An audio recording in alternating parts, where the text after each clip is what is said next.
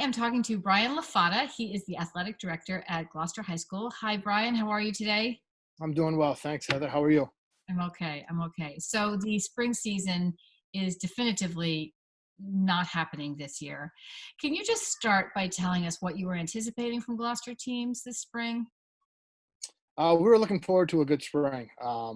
We had a couple teams coming back that were defending conference champions in the softball program that made it to the state championship last year, and the baseball team. So those two teams are looking to defend their NEC titles. And then between boys lacrosse, the tennis teams, track, all of our athletes are really ready to go. Spring's always an exciting season for the athletes because for especially seniors, they know that their school years or high school careers are wrapping up, but that's when the warm weather's coming and people look forward to that after generally long winters.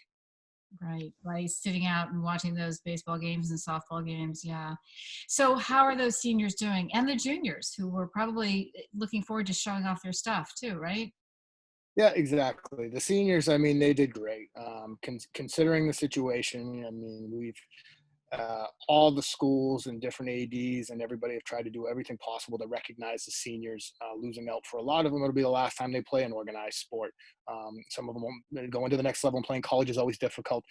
So a lot of them, this was kind of their finale to their athletic careers. Some might play some other leagues as they get older, but there's nothing quite like the memories of high school sports.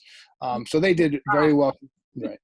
Uh, they did very well considering the fact everything that went on to lose that. They've obviously got so much more too between the graduations, the proms, the awards nights, so much stuff impacted. So they've handled themselves in a great way. Obviously, underclassmen missing out a season. Juniors, it is a big year. If some of them are potential college athletes, the junior year of their athletic season is always a big year to be able to show their stuff and get it out there for college coaches to see. So it was difficult for everybody at the same time, even the coaches. I mean, the coaches are chomping at the bit. They do these jobs because they love them, and so them missing out also was difficult. But by far, the seniors were the ones we felt for the most.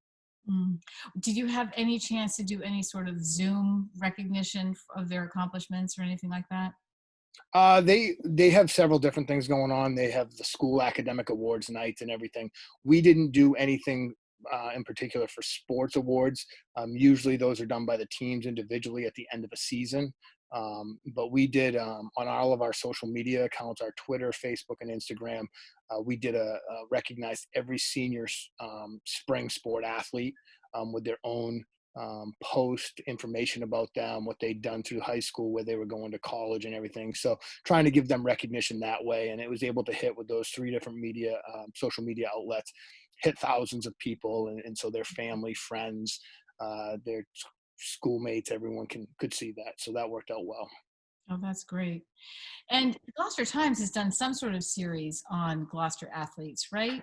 Or recognizing Gloucester athletes from previous years, I believe. Is that right? Previous years, yeah. Nick's done a great job. It's obviously I mean, everyone's going through a tough time with the whole pandemic. Obviously, we're moving in the right direction, but someone like him that they cover sports full time and to then have no sports all of a sudden. So he got very creative. It was impressive what he did. He did some of the all time or the all decade teams for some of the sports, the spring sport athletes. So it was great. Some of our current athletes or kids about to graduate were some of those kids mentioned as the top, say, lacrosse players or baseball players, softball players for the past decade for Gloucester High School. So that was another great way of recognizing them. So Nick's done a great job being creative with that. Right. Well, what will happen this summer? First of all, you don't know what will happen next fall. And presumably student athletes would be training this summer, having some sort of workout schedule. So what are you doing right now with that? Right. At this time, we'd be getting to the point the spring season would officially be wrapping up now. The first week of June is typically when the state tournament would start for spring sports. So we are a little bit ahead of the game with the fact that we're already thinking fall more than usual. Um, it is a difficult situation. For the past 8 weeks, I've had four of our coaches were great. They actually ran virtual online conditioning classes 3 days a week for all of our athletes. So we were all on Zoom. We'd have anywhere from 10 to 35 student athletes, all different sports, all different ages, from O'Malley through Gloucester High School participating. With phase two, obviously being released today on Monday the 8th, It does give us some availability or flexibility for kids to get together in small groups, following guidelines by obviously the city, the governor, and everything. So they'll start some voluntary off-season conditioning. Nothing's ever required of them, but obviously we hope that they're preparing for the fall. And that's the biggest thing we're taking right now. We had last week, all of our fall coaches conduct virtual interest meetings. Typically this time of year after school one day, say the football coach, the field hockey coach, all the fall coaches would do a quick interest meeting after school, and to gather interest, find out the participation numbers. So we did those last week virtually, every one of the coaches, to get them thinking, ready for the fall. As you said, the fall it's completely up in the air. Right now, and our approach is what all our coaches said is that we're going to play. You need to go into it mentally and physically prepared. That in August 24th is the official start date of fall sports. Be ready for practice that day. So that's the way we're going about it right now. So did the coaches invite students to meet them online, and then or did they have certain sessions where they would invite, a whole gang of students online? How did that work? Individual?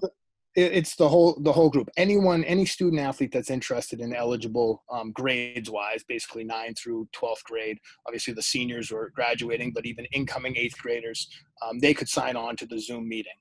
Typically in a regular school year, it'd be just signs all over school and promoting it, and they would show up in the cafeteria. The coach would have a few different notes for them about summer conditioning or what the season would look like, contact info, and do that. So that's basically all they did with the virtual meetings last week, was just to kind of get to meet each other, see each other's faces on Zoom, and because some of the young kids or maybe new athletes coming in, gives the coaches a chance to see them and communicate with them. So let's just presumably put out there girls soccer. All Yep. right. So we know the team has basically been, a certain number of grades have been playing together for a few years. So this summer, will someone get together with groups of 10 of that team, maybe varsity and then JV? I mean, will there be some practices, but the groups will be smaller? How will that work?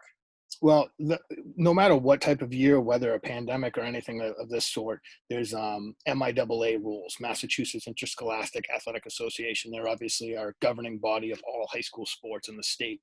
There are guidelines that the only things that coaches can really get kids together for are voluntary conditioning.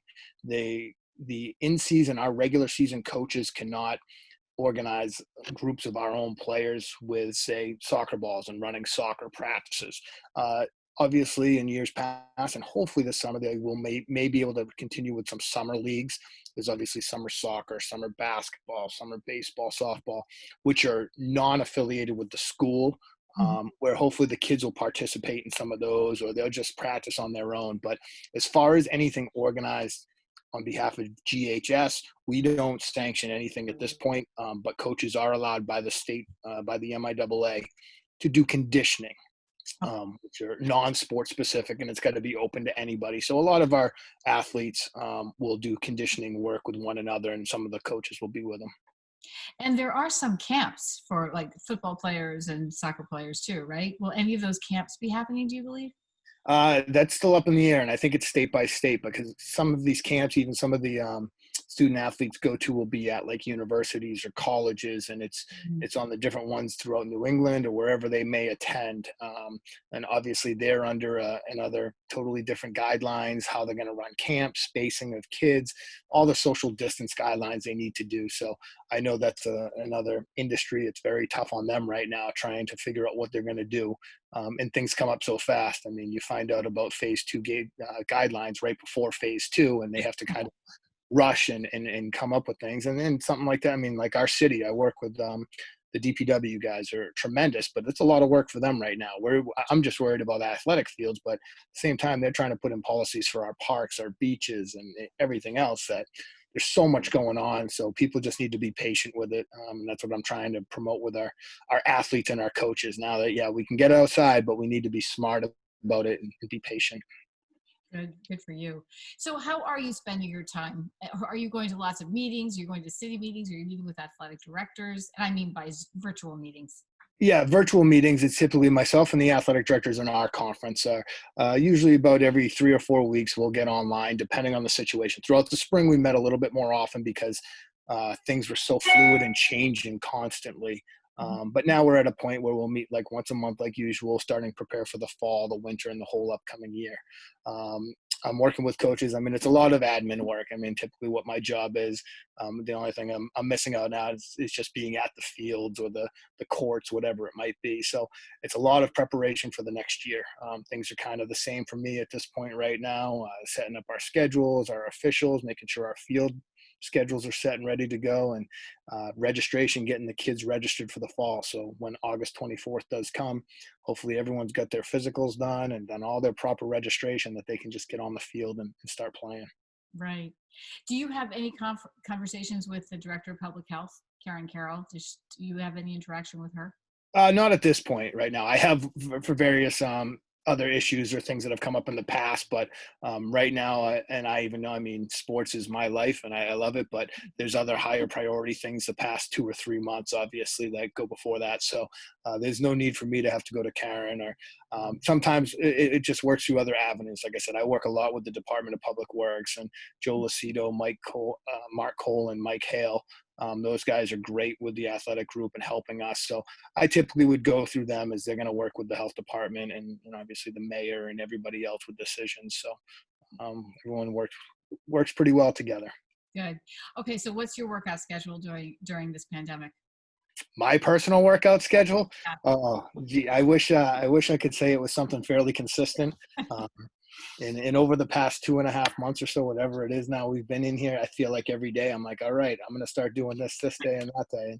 And as an athletic director, I should be in probably a little bit better, more peak shape than like I was when I was an athlete. But I try and get out there, especially now with the nice weather, get some walks in, get some runs in, and stay active as when I can. Good. Well, thank you for the conversation, and keep us posted on Yep. any changes in what's happening with athletics at Gloucester High School. And we wish everybody the best. Great. Thank you very much, Heather. I appreciate it. Take care. Take care. Thanks.